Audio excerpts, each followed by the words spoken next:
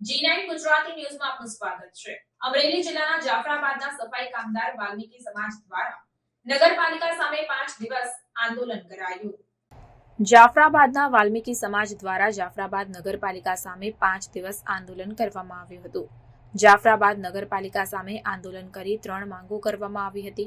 તેને ધ્યાને લઈ નગરપાલિકા દ્વારા 5 દિવસ બાદ માંગો સ્વીકારવામાં આવી હતી। વાલ્મીકી સમાજ ગુજરાત પ્રમુખ જીતુભાઈ બારૈયા દ્વારા જણાવવામાં આવ્યું કે 3 માંગો સ્વીકારવામાં આવી છે। પહેલી માંગ વારા પ્રથા બંધ થશે, રેગ્યુલર 55 માણસને રાખવામાં આવશે।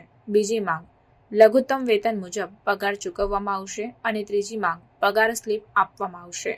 3 માંગો નગરપાલિકા દ્વારા સ્વીકારવામાં આવી હતી અને આંદોલનનું સુખદ સમાધાન કરવામાં આવ્યું। મારું નામ જીતુ બારિયા, સમસ્ત વાલ્મીકી સમાજ ગુજરાતના પ્રદેશ પ્રમુખ।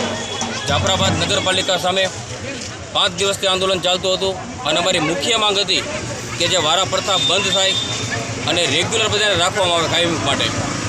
તો 55 કર્મચારીને રેગ્યુલર માટે રાખવામાં આવશે, કોઈને વારા પ્રથામાં નહીં રાખવામાં આવે।